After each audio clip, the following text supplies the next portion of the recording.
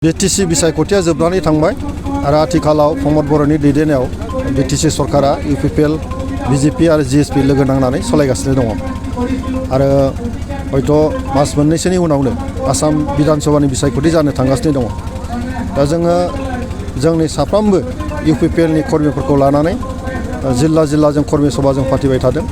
दिनै गसाइगाव जिल्ला आरो परबतजरा जिल्ला मोननैबो जिल्लानि गासै जोंनि इउपिपिएलनि मावथिफोरखौ लानानै जोङो दिनै कर्मशाला बेवहाय खुंनाय जादों आरो बेवहाय जों गुबैयै जोंनि दलनि खामानि मावनो गोनां बिथिंनि सायाव जों सावरायदों आरो फैगौ बिधान सभायाव जों माबोरै खामानि मावनो बिनि सायाव जोङो बेवहाय सावरायनाय जादों आरो दिनै जेरैबायदि लोगो लादों जोंनि मावथि बिथांमोना खोब मोजां मोनसे थासारियाव बयबो बाहागो लादों आरो बयनिबो मोखाङाव मोनसे खुसि जे जोङो देरहाबाय आरो फैगौ बिधान सभायावबो जों देरहागोन बेनि थाखाय जों बयबो खामानि मावगोन होननानै बयबो दिनैहाय सावरायदों।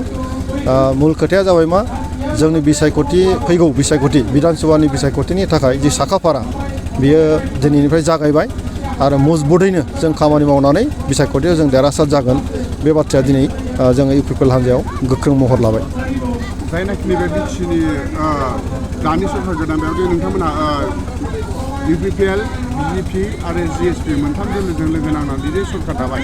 एबारनि फैगौ एमएलए इलेक्सनाव माबायदि सिट शेयारिं खालामनानै बिसायख'थि गेलेनाय जागोन?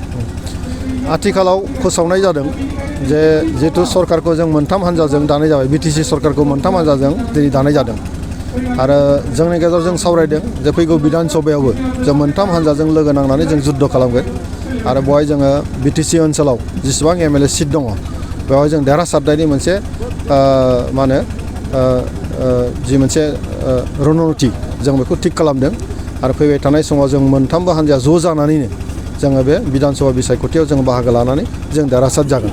फैबाय थानाय समावहाय सोर माबाव गेलेगोन बोरै गेलेगोन बे बाथ्राखौ लानानै जोङो सावरायगोन आरो बे बाथ्राखौ उनावहाय रायजो राजाफ्रा मिथिगोन। आच्चा, नोंथांमोनहा सरकार दाखांनायनि उनाव दासिमबो दे चेयारमेन एबा मेम्बारखौ सायख'नाय नुनो मोनाखै, बेनि सायाव नोंथाङा मा बुङो?